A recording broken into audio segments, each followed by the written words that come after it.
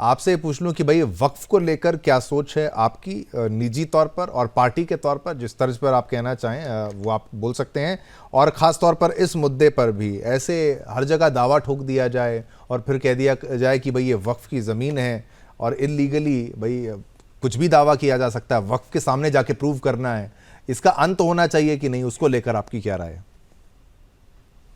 जी बिल्कुल शिवम जी, इस देश के अंदर जो माहौल क्रिएट किया जा रहा है, चाहे वो किसी के पक्ष के द्वारा किया जा रहा हो, बात तो वक्फ बोर्ड की है, तो वक्फ बोर्ड पर आपके ही घटक दल हैं एनडीए के, जयंत चौधरी का क्या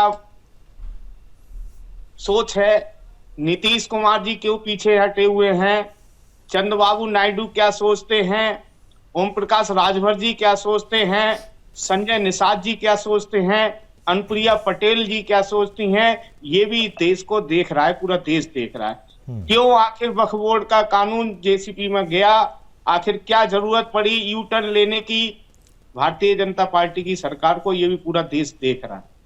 बात आपने व्यक्तिगत मुझसे पूछी और पार्टी के पक्ष में पूछी, तो मेरा जो व्यक्तिगत पक्ष है वो सिर्फ ये है कि इस देश के अंदर चाहे वक्फ बोर्ड हो, चाहे हिंदू धर्म के मंदिर मस्जिद की बात हो, ये सब खत्म होनी चाहिए। अगर इस देश में कुछ हो तो रोजगार पर बात हो, शिक्षा पर बात हो, स्वास्थ्य पर बात हो, संविधान पर बात हो, किसान पर बात हो, और बहुत सारे मुद्दे हैं जो इस देश की आम जनता को सीधे सीधे प्रभावित करते हैं।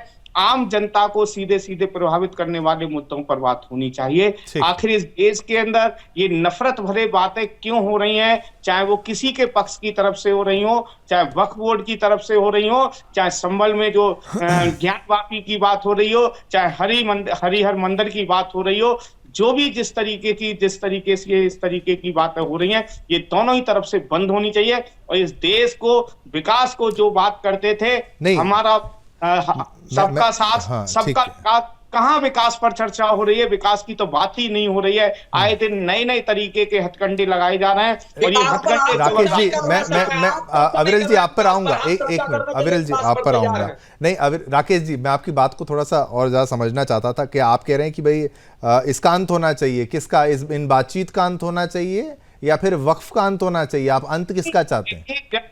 जब इस देश के अंदर 1991 में एक कानून बन गया, उस 1991 के कानून में यह था कि 15 अगस्त 1947 से पहले इस देश की जो भी धार्मिक स्थल हैं, चाहे वो शैक्षिक संस्थान है, कुछ भी है, उनको एक दूसरे धार्मिक स्थल, वो आपकी बात ठीक है, आपने कही, लेकिन इस वाले मुद्दे पर उस पे वक्फ का कहां से एंट्री, आज वाले मुद्दे पर जिस पे हम चर्चा कर रहे हैं कि भाई पर बात करेंगे तो संभल पर ज्ञानवापी संभल की मंदिर मस्जिद पर क्यों बात करेंगे, क्यों नहीं करेंगे? 500 साल मुद्दा पुराना है वो, ये तो 150 साल पुराना है। 150 साल पुराना है, उसमें भी कहीं पे सर्वे के लिए तो मना नहीं किया गया ना।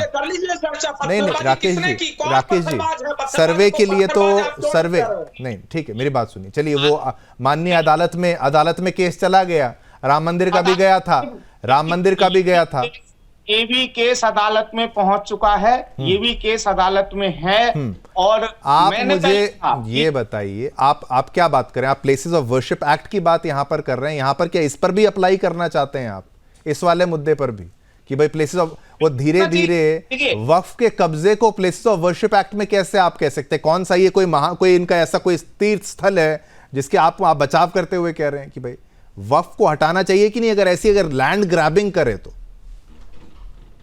देखिए, सीधी सी बात यह है, मैंने पहले ही कह दिया, जितने भी ये धार्मिक मुद्दे हैं, इस देश के अंदर धर्म की राजनीति बंद होनी चाहिए। धर्म के आधार पर जो राजनीति कर रहे हैं उनको राजनीति बंद करनी चाहिए। धर्म की राजनीति नहीं, जमीन हड़पने की एक जो प्रॉब्लम है, जमीन हड़पना, ये धर्म नहीं है, ये जमीन हड़पी जा रही है। इसके लिए कोर्ट बने है ना, कोर्ट फैसला करेगी। तो कोर्ट बनी तो फिर आप जब कोर्ट में जाता है तो फिर आप कहते हैं बात नहीं होनी चाहिए। एक तरीके से देखिए विपक्ष पे देखिए, केवल शिवम जी, केवल वक्फ के कह देने से उदय प्रताप कॉलेज की जो जमीन है वो वक्फ के बाद नहीं चली जाएगी, ये आप भी जानते हैं। केवल वक्फ के कहने से नहीं चली जाएगी, पर प्रूफ तो नहीं चली जाएगी, पर वक्फ की ताकतें तो आप जानते हैं ना राकेश जी।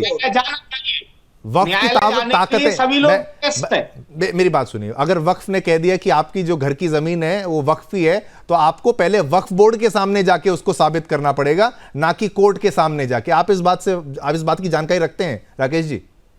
मुझे जानकारी है, मैं हाँ, जानकारी मैं वही रखता कह रहा हूँ, ये हूं। गलत है ना राकेश जी? राकेश जी, ये गलत है। ऐसा नहीं है कि वक्फ का जो है बोर्ड में जाना पड़ेगा, ठीक है, इसके लिए न्यायालय भी बने हुए हैं। ऐसा नहीं है कि वक्फ ने कह दिया तो वो जमीन उनकी हो जाएगी, ऐसा नहीं है। नहीं, बट आप मान लीजिए, नहीं, मैं एक अविरल जी बिल्कुल आप ही पर आऊंगा। एक मान लीजिए किसी गुंडे ने आपकी जमीन पर कब्जा कर दिया और आपको जाके उसी गुंडे को साबित करना हो ये मेरी जमीन है, ये गलत है ना राकेश जी? बस इतना मैं कह रहा हूं, इस लॉजिक को सही बताइए। देखिए, हर अमेंडमेंट हर चीज में होने चाहिए, मैं इसके पर नहीं, आप सीधी सी बोलते हैं, मैं सीधी सी बात कर रहा हूं, आप सीधा सा विरोध नहीं कर रहे। की जरूरत है तो अगर इसकी अमेंडमेंट की जरूरत है तो भारतीय जनता पार्टी अपने घटक दलों को क्यों नहीं समझा पा रही? हमें समझाने से पहले अपने घटक दलों को समझाए। अरे हमें तो बाद में समझाए ना, पहले जयंत चौधरी को समझाए ना। आपका दो लाइन में आपका लैंड ग्रैबिंग को लेकर क्या है? शिवम जी, पहले हमें समझाने की जरूरत नहीं है, इन्हें पहले अपने घटक दलों को समझाना होगा। पहले ये जेसीपी पर क्यों गया, जेपीसी, ठीक है।